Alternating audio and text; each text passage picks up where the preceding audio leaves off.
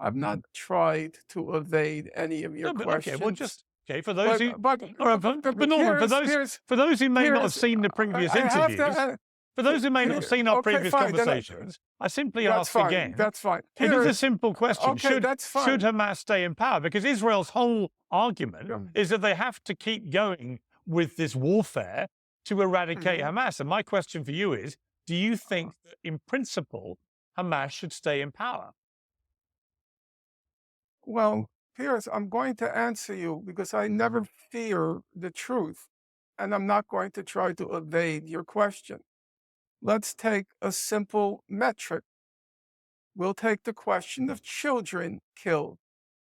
Oh my God, answer the question. Should Hamas stay in power or not? These are answers to different questions. Okay. Welcome back, everybody. Normal Finkelstein is being cornered by Rabbi Shmuley and Piers Morgan on a question over Hamas. Should Hamas stay in power? Simple, right? But while trying to give an educated answer, we get a theatrical performance and emotional diversion by classic Rabbi Shmuley, who has a history of attacking instead of allowing people to address their point. Witness the art of this evasion in full force. Let's jump into it. Just answer the question, Norm, for God's sake. You said you don't want to evade the truth. Should Hamas stay in power or not? Answer the question.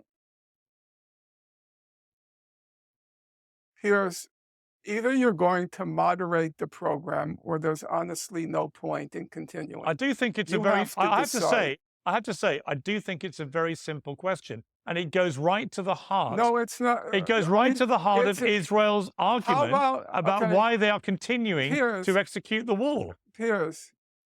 Piers, how about letting me decide whether it's a simple question? How about letting me decide? Well, either Hamas stays in power or it doesn't it? Okay. I don't think you have to be a professor to answer the question. Piers, there's a difference between whether or not Hamas stays in power and whether Hamas should be in power. So let me get into the stays in power is a military question. Should be in power. Well, let's look at it. I say if Hamas, which is responsible for the killings of 36 children on October 7th, should not stay in power, then you must certainly agree, Piers, and I'm going to kindly ask you to please answer me. You must surely agree then that Israel, which has killed now approximately 12,000 children and is plausibly accused of having killed them in the course of a genocide. Now, I'm going to ask you, Piers, to please answer the question. What is your source for 12,000 children? What's the source? Dude, what is your source, please? Okay. What's your source? Well, it's the Palestinian Health Authority run by Hamas. We know that. Run by Hamas. Wait. No, Rabbi Shmuley, you don't interrupt. This is actually an important question and an important moment in the debate. Continue, Norman Finkelstein.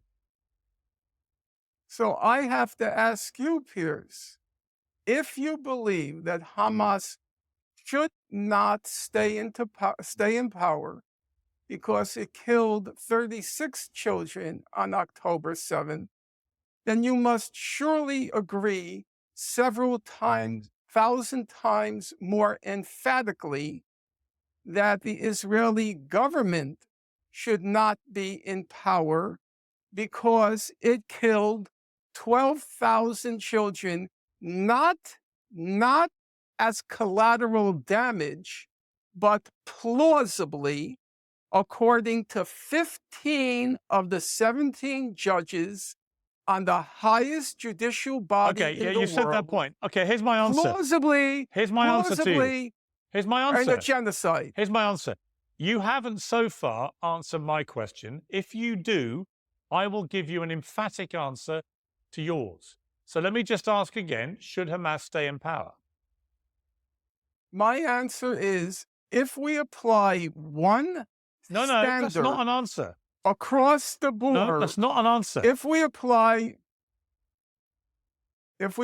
one standard across the board, I am perfectly happy to say Hamas should be removed from power if you agree that several thousand times you've made that point. more Here's my answer. emphatically the Israeli government should be removed I from don't think. power. I think there are two completely separate questions, and I would answer it like this. No, they're not. Well, I'm going to explain No, to you. they're not, I'm going to Piers. explain why I believe they Okay. are. I will Because listen. because I'll listen. Israel's response was a response to an appalling terror attack.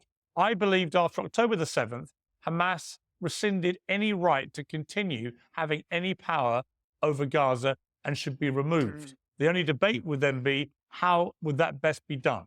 And I had serious question marks about Israel's response. In response to whether Can I address that for a hang moment? on, hang on. I would like to Let me ask finish my sentence, Piers. please. And in response to Excuse me. your question, Norman Finkelstein, about Israel's government, no, I do not believe they should continue, actually. I think this government has lost the faith of its people. I think Netanyahu in particular has lost all confidence and popularity with the Israeli people, who blame him for what happened on October the 7th. And so, no, I don't think they should stay in power, actually. I think both countries should have new leadership and new governments. That's my answer. But again, I'll just come back to what you. Norm is saying, But hang on. I don't equivocate either with the other. You can divorce the two questions. You can say, after October the 7th, should Hamas stay in power? Yes or no? And then you can have a question mark about whether this current Israel government should stay in power because of the way they've responded. They're two different questions. But you, Norman Finkelstein, so Piers, far, well, hang on. Piers, Wait a second, Rabbi Shmuley. I just want to get one answer out of Norman Piers. Finkelstein as to whether you will answer my question about whether Hamas should stay in power. Piers, if you use a single standard across the board, then I accept your conclusion. So long as you're being morally as well as legally consistent, I have personally no problem with that conclusion. However, I would want to say, Piers, and I'm trying to be honest, but also intellectually consistent in this matter. You said that Hamas disqualified itself from leadership because of the atrocity that was committed, or atrocities that were committed October 7th. Yes. Now, if you agree with the head of the National Security Council of Israel at the time in 2004, that Hamas is a huge concentration camp. I'm quoting him now. Gaza, you mean? Would you also agree that October 7th was a reaction to confining 1 million children in a concentration camp? Okay, Piers, he's not You answering want your to question. He see- never will. But Piers, I have to All be right, fair let me here. bring in Let me Rabbi participate in Shmuley, this because debate, he'd be please. waiting Okay. patiently. Okay. More okay. patient than you normally do. So off you go. Every time, there's one main reason I wanted to do this debate, and Piers, thank you for having me. I'll tell you what it is. There were 6 million Jews who were turned into ash and lampshades and shot, and they're in, graves. They have no voice. Their only tomb is our memory. Norman Finkelstein is a Holocaust denier. He has said that David Irving, the #1 Holocaust denier on earth, who Britain despises to their credit, who lost huge against Deborah Lipstadt, he said he's a great historian. Every time he calls Gaza a concentration camp, as if there's gas chambers there, as if there's SS Einsatzgruppen going around shooting Palestinians, he denies he is a Holocaust denier. Now, why does this matter? Because why won't Norman Finkelstein answer your simple question about whether Hamas should stay in power? And don't tell me this is ad hominem. In 2016, he gave an interview where he said that he essentially makes his income through giving speeches. He said that he gave 40 slips to his accountant for speeches against Israel. That doesn't mean he doesn't mean what he said. No, wait 1 second. Hold on. It doesn't mean he doesn't mean what he says. No, 1 second. Hold on.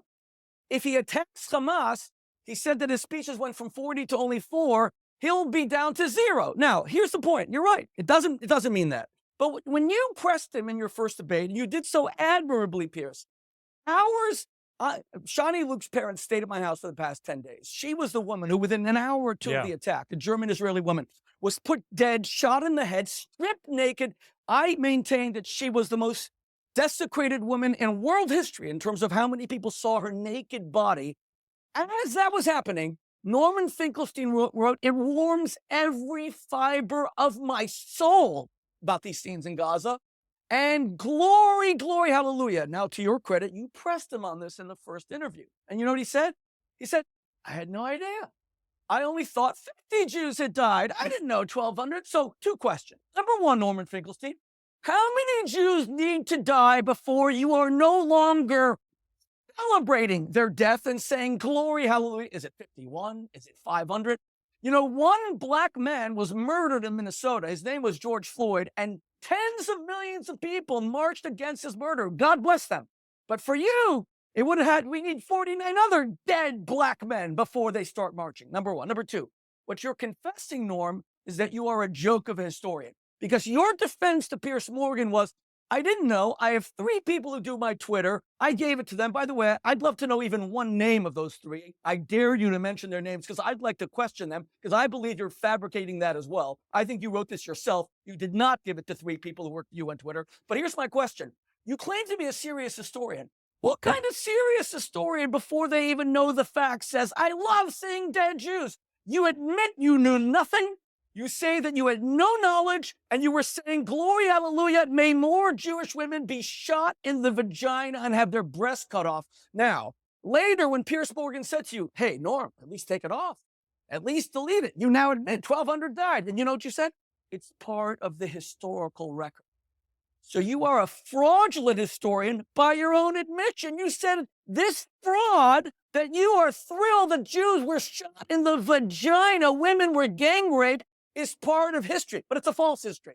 So to be fair, Piers, when you tell me ad hominem, come on, the man either has credibility or he has no credibility. Okay. There's no tenure. Okay. Let me give the final word to Norman Finkelstein.